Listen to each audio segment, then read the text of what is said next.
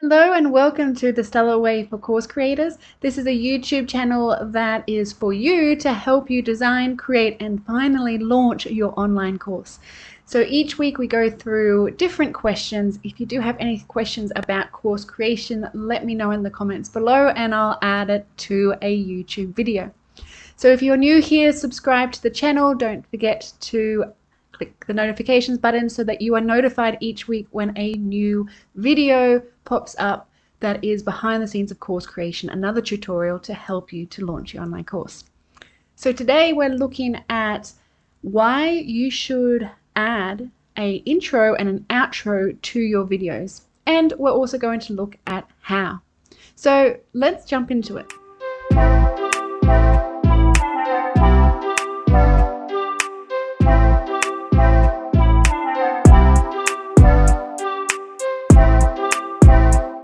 Firstly, let's have a look at why should you add an intro and or an outro to your videos. To answer this question, we're going to look at two different parts. So the first is, should you do it for videos that are marketing videos, so things that you put on YouTube, videos that you then promote on social media? And the second part is, should you add intros and outros to the videos that you have within your courses? So the short answer for both of them is yes, you should have an intro for both of them. They do have a purpose, a very different purpose for the two different methods.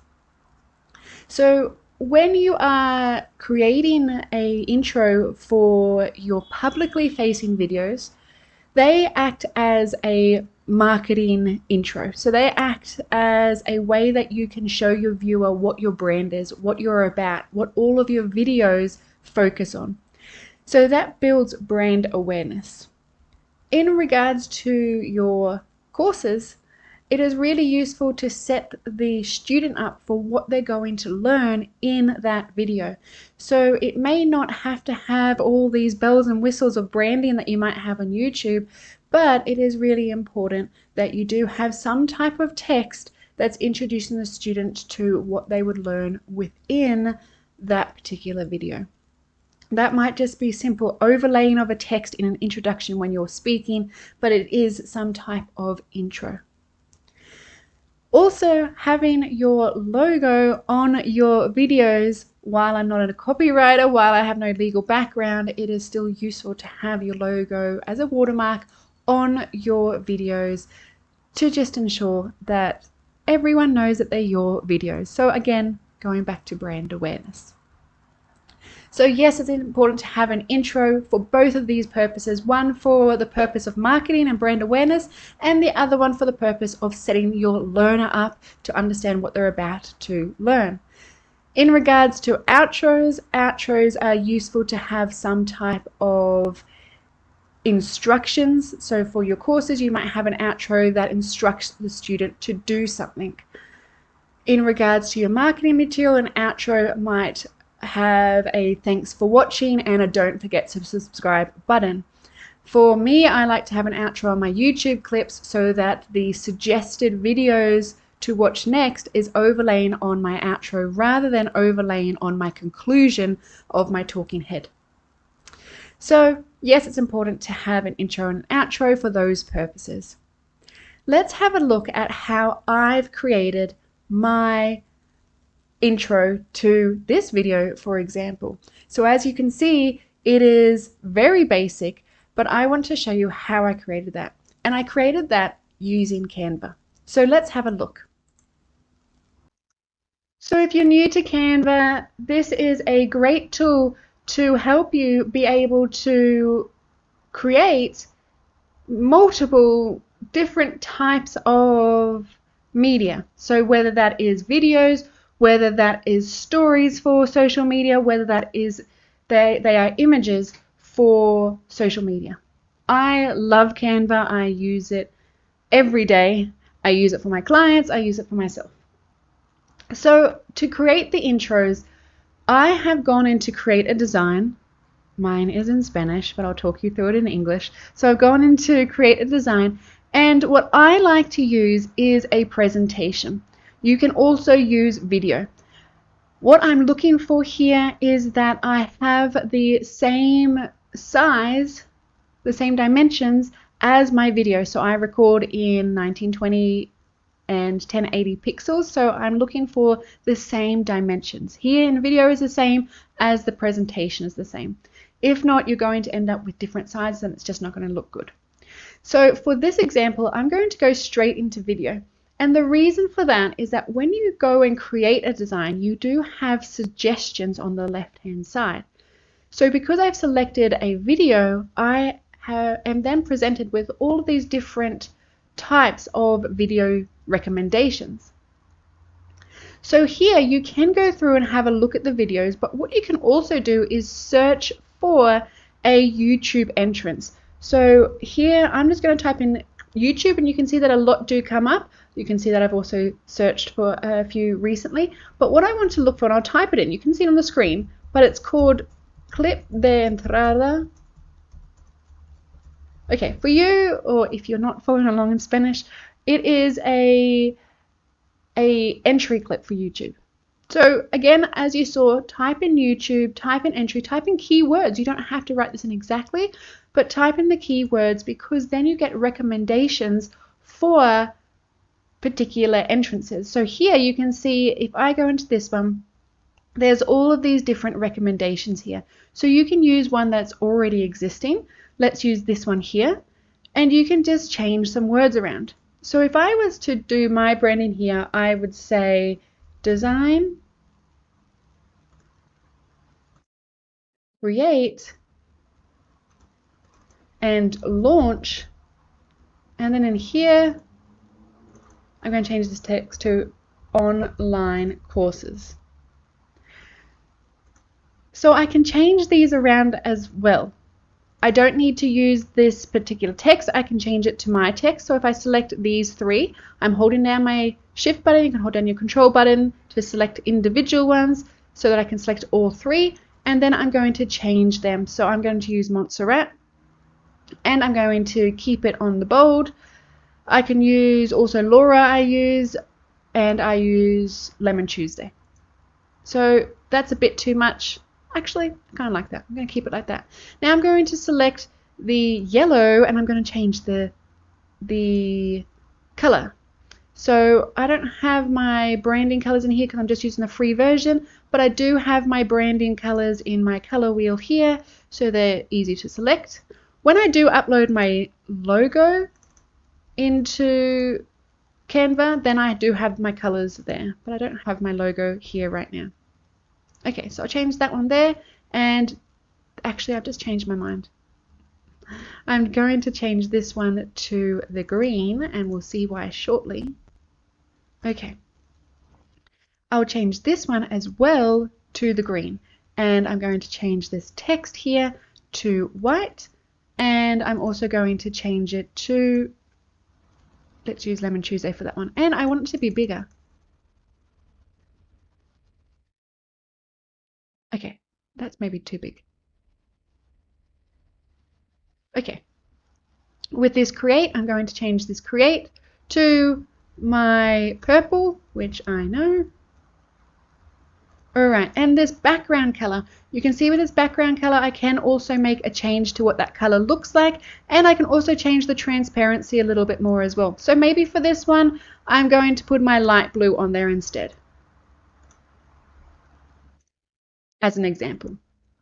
Okay, so then if we watch that, we can see that's what it looks like, which you can't really see anything.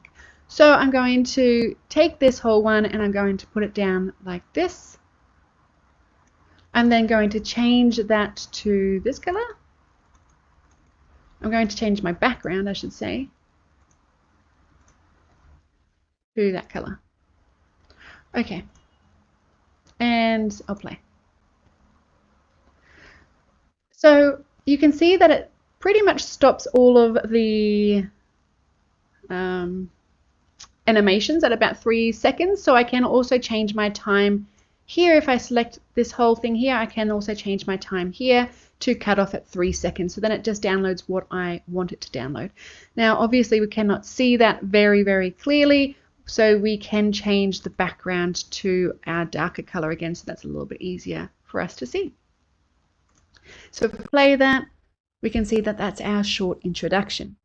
And I did that by using an already existing video here by searching for the videos for YouTube that are the entrance videos. So it took me a couple of seconds. It doesn't take long at all. You can see all of these different types of videos you can use. For mine in particular, what I did was I grabbed some content that I already had. So let's go into this one here. I grabbed some videos that I had already created, or I had grabbed some content that I had already created. And then what I did was I designed it of how I wanted the end image to look like. Okay, now this isn't perfect, this isn't great, but it's something. I made sure that each one of these slides was 3 seconds. There were some that I wanted to be a little bit longer than 3 seconds or a little bit shorter than 3 seconds. So the whole thing goes for 12 seconds. I don't want it to go for too long. 12 seconds is maybe pushing it, but there is a lot of animations in there, so it kind of keeps the attention. So you can see that I've used animations here as well. I've used those animations by searching in the elements, and in the elements you can search for, I searched for graphics, and in the graphics you can go into these images here. And then you can see all of them. So these are all different types of moving images. You cannot change the colors of them, which is why I've selected white, because it's one of my branding colors. And so you can go and have a look at any ones of these to have this type of animation here. You can also search for YouTube. So again, I just searched in YouTube in this area to find these animations. In regards to these here, what I have done is that with each of these slides, you have 2 options to animate. The first option is to go in and animate the entire slide. So when I go into that animation, I can then go and select what I would like that animates each individual element, but kind of with the same animation option.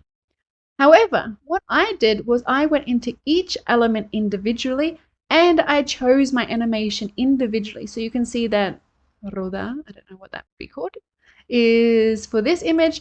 For this one, it's a different option. So I've selected them individually.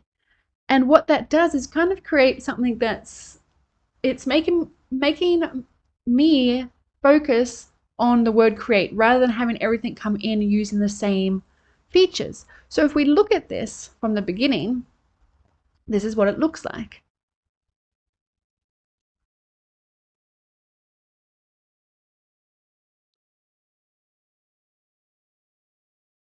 Now that's just very basic with no video, so with no audio.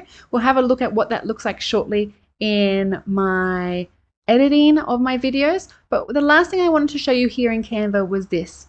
So what I've done with this image is I've gone into elements and I've selected a frame. So I've selected one of these frames here, not the entire frames for the screen or the slide, but these frames here. Now when you go into these, you have the options to select mobiles and computers and laptops. So I selected that one and I inserted a video into it.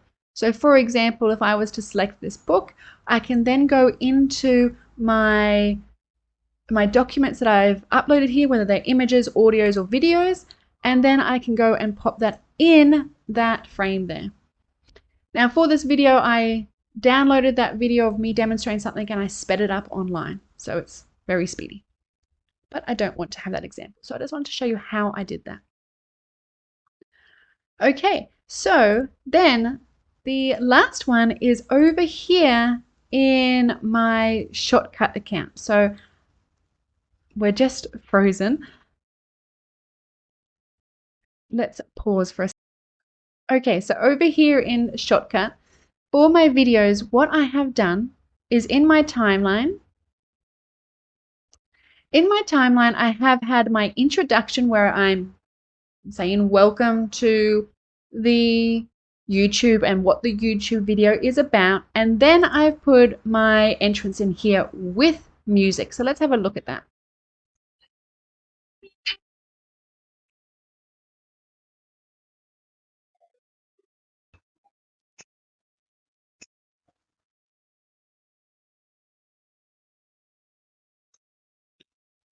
Okay, so that allows us to then see how it looks with the music, like you would have seen in this YouTube clip.